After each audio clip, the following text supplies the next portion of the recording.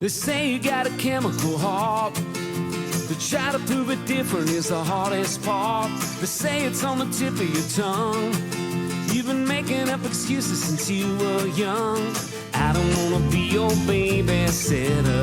I don't wanna be your 5 a.m. I don't wanna be your Jake LaMotta. I don't wanna date your ex-best friend. You're standing on the edge of the world. You're walking down the street like this year's girl. I'm calling it a chemical crime.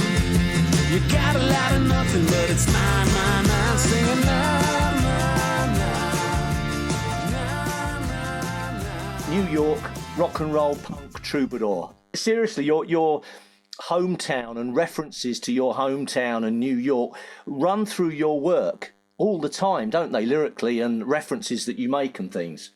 Yeah, well, you're right about where you come from, what you're familiar with, the environment, and or maybe where you want to be going. But a lot of the new record was written, I guess in L.A. too, in both coasts. We did this record in California on the West Coast and the East Coast. And a lot of times, I write stuff, like I wrote a couple songs in London. I spend time in, motel rooms or hotel rooms, like a blank canvas with no distraction and just very in your face, just you're dealing with you and your guitar, and it's like a white room or something. So I like that. But yeah, I mean, I come from New York. I was born in Queens and I grew up here most of my life, and, was very fortunate to get to travel around the world and see how small it is and how connected we all are to this music thing, from that pulse, that beat.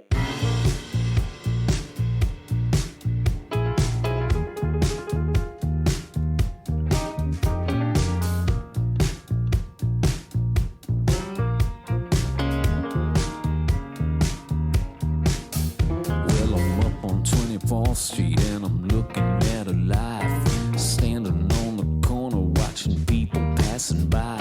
I used to be somebody, man, I used to be someone. Now I'm feeling like a bullet in the chamber of a gun. I said, hey, tell me what you gonna do now. You're acting like you never been had. They're saying it's the end of the world again. Up when it all goes down, and it makes you sick, but you're still around, and you ain't too pure, and you ain't too proud. Each record you want to grow a bit. We wanted this one to have a lot of space for the songs and for my voice. We wanted a record that had a warmth and felt like a record that could, be something you could want to listen to on vinyl and again, that would be a grower, not a shower.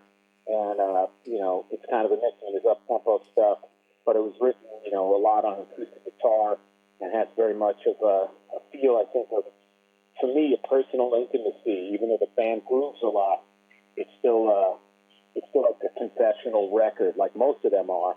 They're outlets for the daily hell that life can be, and trying to give us some light at the end of the tunnel somehow. Yeah. Obviously, you've got Lucinda Williams, who I know you've known for years and stuff, but she's producing the record with you on this one. That must have made a difference to how you approached the whole thing? Yeah, well, she's one of my favorite artists as a writer, as a singer, and then we got to know each other's people, and you're friends with somebody, and it's really cool, and that's nice, and she's a great person and a great friend, but then when you realize, holy shit, I'm going to play all my songs to Lucinda Williams in her kitchen table in her, in her house, and shit, that's Lucinda Williams. That's just not my friend. I started looking at it differently and feeling like, wow, I better step up my game. So I wrote about 25 songs, and it was fun to be a little bit nervous and feel like somebody's going to be listening that has done this before and made all those great records and songs. So it kept me on my toes, and her input was really special and really inspiring. Just lyrically, even musically, she had a good sense that the songs were grooving. If she was dancing and swinging her hips and grooving in the control room, we knew we had to take.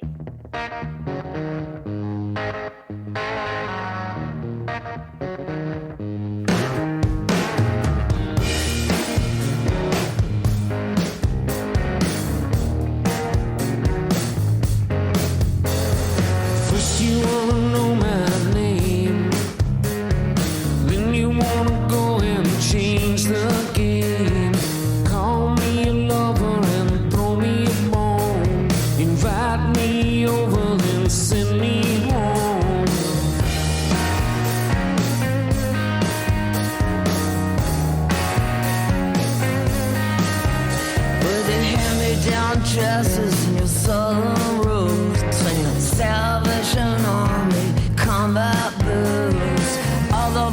thinking they're in luck.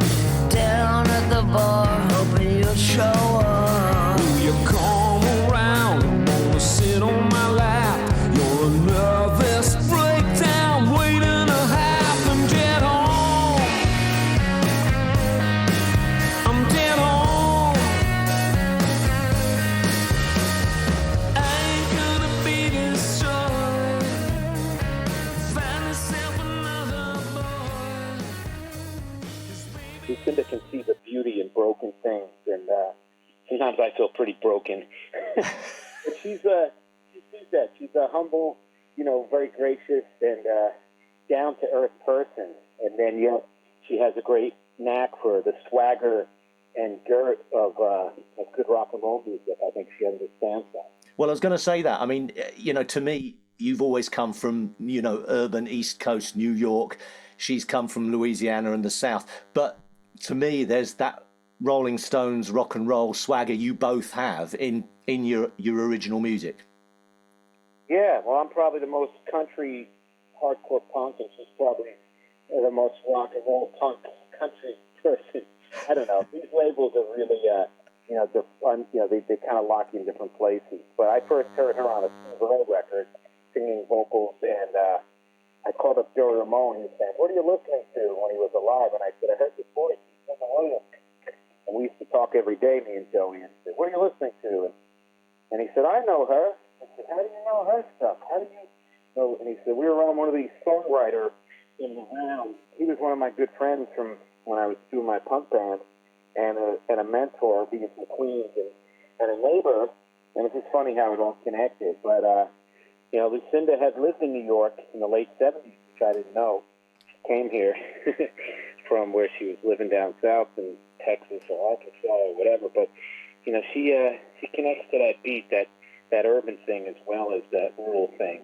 And I think that for me, I got into roots music more from the Rolling Stones and Neil Young and people like that are a little more rock and roll. And of course, Johnny Thunders, his solo acoustic stuff made me want to play, Memory, and even the ballads on Ramones records and stuff that had acoustic guitar and things like that. I always like the real sad ones as much as the real fast, jump around numbers.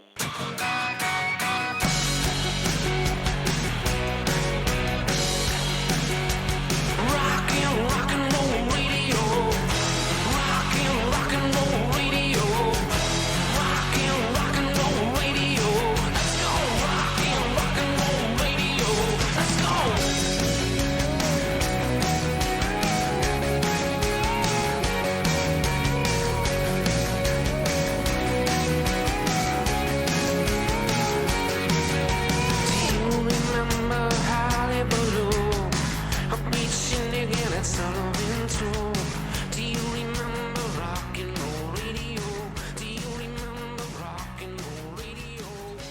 I grew up with Billy Bragg and Paul Weller and Graham Parker and, the Clash, of course, and John and the Kinks and all that.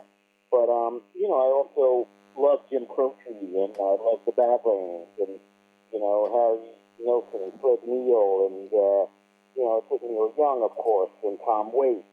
I mean, those are all the obvious ones. But in there, I got Bad Brains and the Hold Steady. The Covers record was like a mixed tape that you might make like a person you have a crush on or something back in the day with cassettes. And it's really just a schizophrenic record collection I have. But I think, as somebody once said, there's only two kinds of music, good and bad. And, all the artists that I like, I tend to think they're good. But, the connection is that they have heart and that they're connected to some kind of human street thing. It's not just some fake Disney pop bullshit. So I'm blessed to have a guitar and a couple chords and go around the world with a gang of people and a pirate ship with a van or bus and try to, just connect with people. And sometimes it works. I'm real proud of this record. I know every freaking artist thinks that their latest record is their greatest, but it's been out a while, and I still, we're about to play it next week in full at a show in New York with Lucinda Williams singing with us on the track that she sings on.